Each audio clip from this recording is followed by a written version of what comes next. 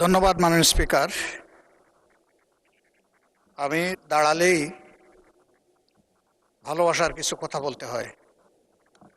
মাননীয় সদস্য এবং স্বরাষ্ট্রমন্ত্রী আমরা কালকে চলে যাওয়ার পরে আমাকে ভালোবেসে একটা কথা বলেছেন। তিনি বলেছেন যে আমি একটি অসত্য কথা এখানে বলে গেছি। আমি এটা জানতে পারলাম। তা আসলে আল্লাহ তাআলা তাকে অপূর্ব দক্ষতা দিয়েছেন। জাস্ট বোতলটা পরিবর্তন করে মেটেরিয়ালসটা ঠিক রেখে তিনি সত্যকে মিথ্যা হিসাবে এবং মিথ্যাকে সত্য হিসাবে চমৎকারভাবে পরিবেশন করতে পারেন। এই জন্য শুধু তাকে ধন্যবাদ জানানোর জন্য আমি এখানে দাঁড়িয়েছি মাননীয় স্পিকার। ধন্যবাদ, অসংখ্য ধন্যবাদ। মাননীয় বিরোধী দলের নেতা, আপনি পয়েন্ট অফ অর্ডারে নিশ্চয়ই এই বক্তব্য রেখেছেন। পয়েন্ট অফ অর্ডার চলমান বিষয়ের উপরে, এটা তো গতকালকের বিষয়, গতকালকেই শেষ হয়ে গিয়েছে, সুতরাং এটা এখন আর নতুন করে তোলার কোনো প্রয়োজন নেই। মাননীয় মন্ত্রী উত্তর দেওয়ার প্রয়োজন নাই। উনি যদি হাউসে থেকে বলতেন তাহলে নিশ্চয়ই আপনাকে রাইট অফ রিপ্লাই দিতাম। আপনি তারপর কিছু বলতে চান?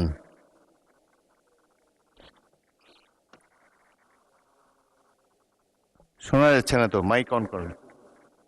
মাননীয় স্পিকার, আপনাকে ধন্যবাদ।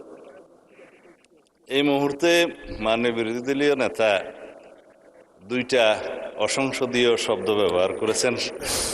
সেটা হচ্ছে মিথ্যা। এটা অসত্য বললে আমি আপত্তি করতাম না, যে আমি কালকে মিথ্যা বলেছি বয়ান। তো এইটা মিথ্যা শব্দটা অসংসদীয় হিসেবে এটা এক্সপান্স করার জন্য আমি অনুরোধ জানাই। দ্বিতীয় কথা হচ্ছে, ওনার কালকের বক্তব্যের প্রেক্ষিতে আমি বলেছিলাম মাননীয় বিরোধী দলীয় নেতা এখানে একটা অসত্য বক্তব্য উত্থাপন করেছেন।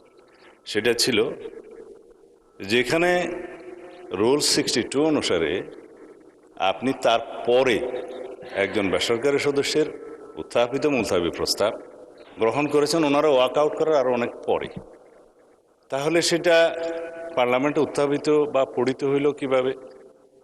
সুতরাং আমি বলেছি সেই বক্তব্যটা অসত্য।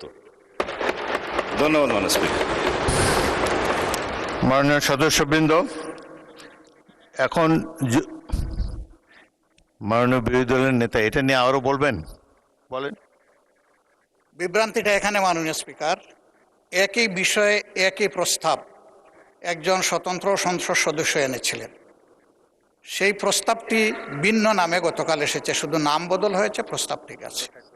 আমি তো আগেরটা জানতাম বলেই বলেছি, এখানে আমি কোনো ভুল তথ্য দেইনি। ধন্যবাদ মাননীয় স্পিকার।